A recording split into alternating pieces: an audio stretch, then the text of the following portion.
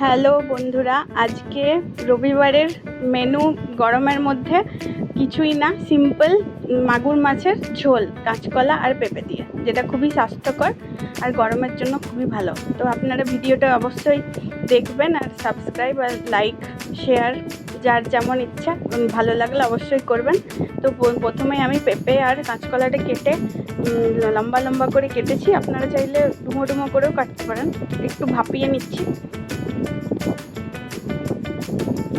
আর এদিকে মশলা রেডি করে রেখেছি, পেঁয়াজ, আদা, রসুন আর কাঁচা লঙ্কা বাটা। আর তার মধ্যে একটু ধনে গুঁড়ো আমার ছিল না, তাই গোটা ধনে একটু পেস্ট করে নিলাম ওর সঙ্গে। তো সবগুলো একসঙ্গে এবারে আমি পেস্ট করে নেবো। এই যে পেস্ট হয়ে গেছে, এবার মাছটা নুন হলুদ মাখিয়ে হালকা ভেজেছি, বেশি ভাজলে আবার এই মাছের গুণ চলে যায়। মাগুর মাছ তো জ্যান্ত মাছ, খুবই শরীরের জন্য ভালো, হিমোগ্লোবিন বাড়ে, আপনারা সবাই জানেন। এই যে তেলে এবারে 5 ফোড়ন দিয়ে, ওই তেলটার মধ্যে 2 চামচ আরও তেল মিশিয়ে 5 ফোড়ন দিয়েছি। আর এদিকে আমি পেঁপে আর আলুটা সেদ্ধ হয়ে গেছিলো, ওটা তুলে নিলাম। আর একটু কম সেদ্ধ হলে ভালো, আমারটা একটু বেশি সেদ্ধ হয়ে গেছে, তাই আমি লাস্টে দেবো এটা। আপনারা চাইলে একটা সিটি হালকা ভাপিয়ে, যদি শক্ত থাকে তাহলে ঝোলের মধ্যে বেশিক্ষণ কষিয়ে নিতে পারেন। তো আমি এবারে বাটা মশলাটা দিয়ে দিলাম, জিরা, কাঁচা লঙ্কা আর 5 ফোড়ন দিয়ে যে পেস্টটা বানিয়ে রেখেছিলাম সেটা, মিক্সি ধোয়া জলটাও দিয়ে দিলাম। এবারে বেশ কিছুক্ষণ এটাকে কষবো।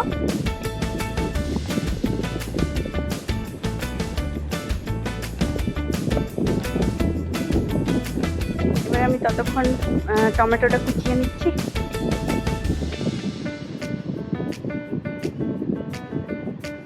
টমেটোটা মশলার মধ্যে দিয়ে মিশিয়ে গলে যাওয়া পর্যন্ত নাড়াচাড়া করবো আর ভালো করে কষিয়ে নেবো। তার সঙ্গে পরিমাণ মতো নুন আর হলুদ।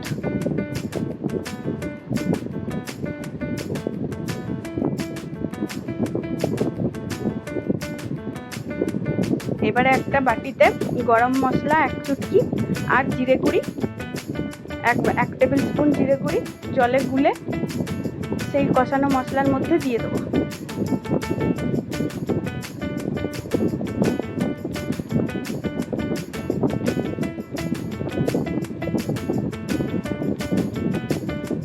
ব্যাস ভালো করে তেল ছেড়া হয়ে যাওয়া পর্যন্ত এই মশলাটা ভালো করে মিশিয়ে টমেটোটাও গলে যাবে, ততক্ষণ পর্যন্ত আমি একটু কষে নেবো।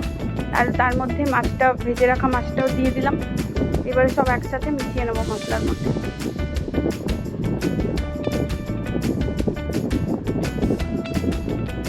আর এই কষাতে যে পেঁপে আর কাঁচকলার যে জলটা ছিল সেদ্ধ, ওই ভেজিটেবল স্টকও বলতে পারেন, ওটা আমি দিয়ে দিলাম, ওটা ফেলিনি।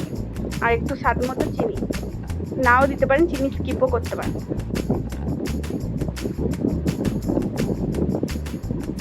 এরপর আমি ওই কাঁচকলার পেঁপে সেদ্ধর জলটা দিলাম আর একটু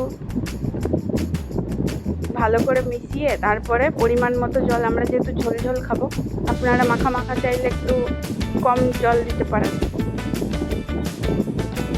কষানো হয়ে গেলে এবারে জলটা দিয়ে দেবো।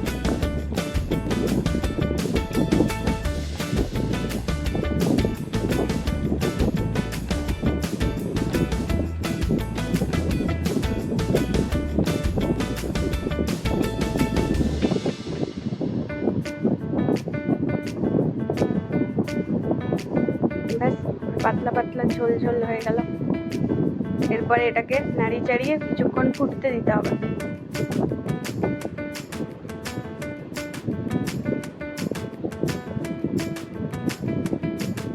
আরও পাতলা করে নেওয়ার জন্য আরেকটু জল দিলাম আর সামান্য একটু হালকা ঢেকে রাখলাম যাতে টমেটোটা আরও গলে যায়। ব্যাস এবারে ফুটে উঠলে দেখুন, এবারে তেলটা ভেসে উঠেছে, বেশি তেল দিইনি যদিও।